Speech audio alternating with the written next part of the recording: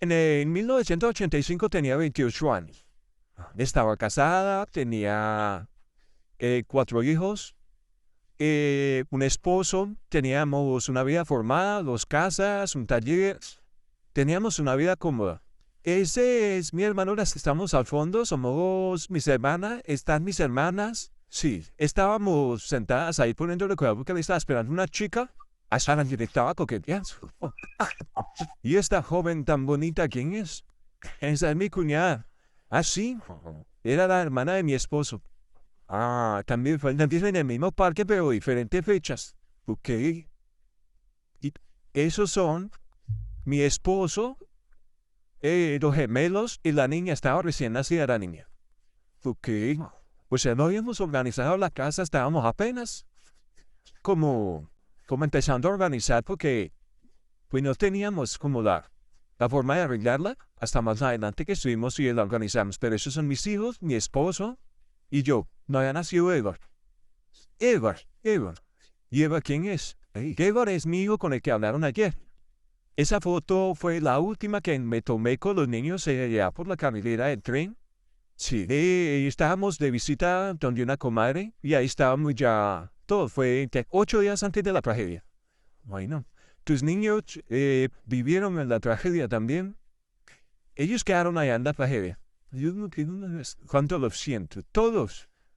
Eva no, el más pequeño no, él es el que quedó vivo. O sea, los gemelos y la niña fueron los que Evan sobrevivió. Y mi esposa también murió allá. Bueno, esa noche todos estábamos acostados porque habían partido y yo tenía que despachar a los niños para el colegio el otro día que estaban en exámenes. Sí. Y nos acostamos, pero mi esposo se quedó viendo el partido. De por sí, yo fui una de las primeras que me acosté con ellos y a eso de las 11:45 de la noche o 12 más o menos, pasó una vecina golpeando la puerta diciendo que sabiéramos que se había desbordado el río, que el río se había crecido y ya, que saliéramos de la casa. Pero cuando fuimos a salir de la casa, ya no alcancé porque ya venían los carros y el ganado, ya venían tropezando la gente y se montaban por encima de la gente. Y venían como unas carros y ganado, no respetaban niños, no respetaban nada, ni grandes, ni ganado, nada, no respetaban nada.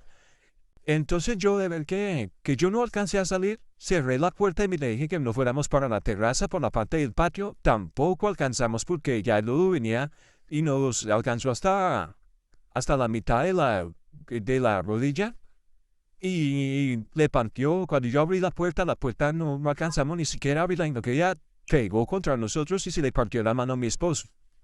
Le amarré la mano con el pañuelo y él llevaba a la niña de la mano. Sí.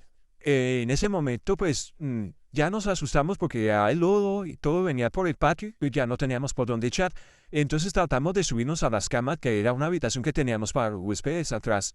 Nos subimos a esa cama y el lodo comenzó a subir, hasta tal punto que nos llegó hasta el techo y el techo comenzó a desprenderse. Cuando comenzó a desprenderse, ya estábamos totalmente invadidos de lodo. Las paredes se abrieron, se corrieron, con todo se unió en una sola parte en esa habitación.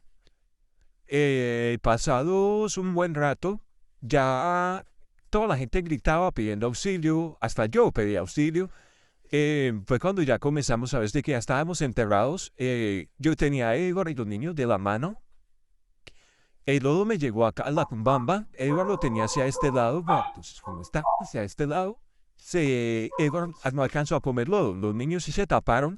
Ellos quedaron tapados, pero antes de que ellos murieran, ellos me decían que tenían mucho miedo. Ellos me decían, mamá, tengo miedo. Y yo les decía, no hablen, no hablen, no hablen. Pero yo los soltaba, ellos eran agarraditos de la muñeca, de esta parte de mi mano, ambos, y yo con el alzado acá, mi esposo con la niña y con la mano partida. De un momento sentimos que todo nos echó hacia un rincón. Algo nos echó hacia un rincón y las vigas quedaron atravesadas y no nos pudo dejar mover de ahí, nos movimos de ahí. En el momento en que quedamos atrapados ahí, yo ya comenzó a subir más el lodo y a subir peor. Ya cuando yo ya no me pude mover, ya teníamos hasta muy alto el lodo y todo. Yo no volví a sentir los niños, no volví a sentir a mi esposo, ni se me perdieron, en ese momento ya me perdieron. Pasó esa noche, ya pasó el molino por encima, el molino que había por ahí en un molino, pasó por encima la turfa y nosotros nos agachamos pues porque sabíamos que eso nos iba a golpear. Pero yo era la que estaba más alta. Yo quedé sentada sobre los vidrios del peinador, sobre mucho lodo. Yo tenía cortadas mucho las nalgas, tenía cortadas las piernas. No, ya no me podía mover. Entonces comencé a desencavar hasta cuando ya pude destaparme más o menos como a las 2, 3 de la mañana. Pero todo el mundo pedía auxilio, lloraba, desesperado, que por favor, ayuda, ayuda. Eh, Fue amaneciendo hasta cuando ya comencé yo a ir sacando los niños, fue cuando yo los vi, que tenían los ojitos llenos de sangre, como cuajarones de sangre. Eh, se habían ahogado con el lodo. Y comencé a destapar a ver dónde estaba mi esposo con la niña y me lo encontré hacia la partecita de atrás donde yo estaba. Y comencé, que cuando yo le dije que él dónde estaba, me contestó que él estaba ahí, pero que tenía la niña de la mano. Yo me imagino que la primera que quedó enterrada fue la niña porque ella fue la que la estaba más abajo que nosotros. Cuando yo destapé la niña estaba degollada. No sé qué la degolló, si fue una lata que había ahí o los mismos vidrios del espejo, pero ella, para mí fue muy duro más que toda la muerte de mis hijos. Cuando al otro día yo ya me levanté, se amaneció, como a eso a las 5, 5:30, comenzó los helicópteros a volar sobrevolar, y nos decía que nos iban a ayudar, que nos iban a ayudar. Entonces, nosotros pedíamos mucho auxilio y nadie nos dio la mano, nadie nos dio la mano. Yo duré enterrada hasta el sábado a las 8 de la noche, pero esto, la balanza fue un miércoles a las 11 de la noche, y estuve el sábado enterrada, hasta el sábado a las 8 de la noche. Yo ya viendo que yo entregué a Egon el jueves porque me estaba pidiendo tetero y uno de la Cruz Roja bajó con una cuerda y me dijo que iba a mirar a ver si me podía ayudar y se llevó el niño. Que después me lo devolvía, pero él no me lo devolvió. Mamizo, acá de bicho, soy Wesco, hoy vengo a encender el party, pero él no me lo devolvió. Él no volvió. Y cuando yo desesperada, entonces comencé a desenterrar hasta cuando ya estaba hasta la cintura y logré sacar la pierna derecha que estaba estaba muy hinchada. Y yo logré sacarla y la monté sobre todo ese lodo que había encima y quedé sobre eso y quedé toda mal hasta cuando yo logré mirar a ver dónde estaba mi esposo. Le dije que me ayudara a salir, que me mirara en mesa, que no pueda soltar la niña. Pero yo ya la vi a ella que estaba muerta, los niños muertos, y mi esposo tenía la columna partida. Porque cuando yo lo ayudé a tratar, yo a lo levantar, porque yo me movía, yo sí me alcanzaba a mover, porque yo me había desenterrado, comencé a meterle la mano hacia el lado de en medio de las piernas y traté de levantarlo, pero él le salía mucha sangre, le salía sangre, y botaba sangre. Entonces yo viendo todo eso, cuando yo le dije que porque no nos cortábamos la pierna para poder salir de ahí, y él me dijo que no, que el inválido no quería vivir. Entonces yo le dije pues que yo sí iba a salir porque iba a ir a buscar a él. Y entonces me dijo que estaba maluco, ya comenzó a tener un color tierroso, ya me decía que mis niños y lloraban, pero él, en ese momento agachó la cabeza y se mudó.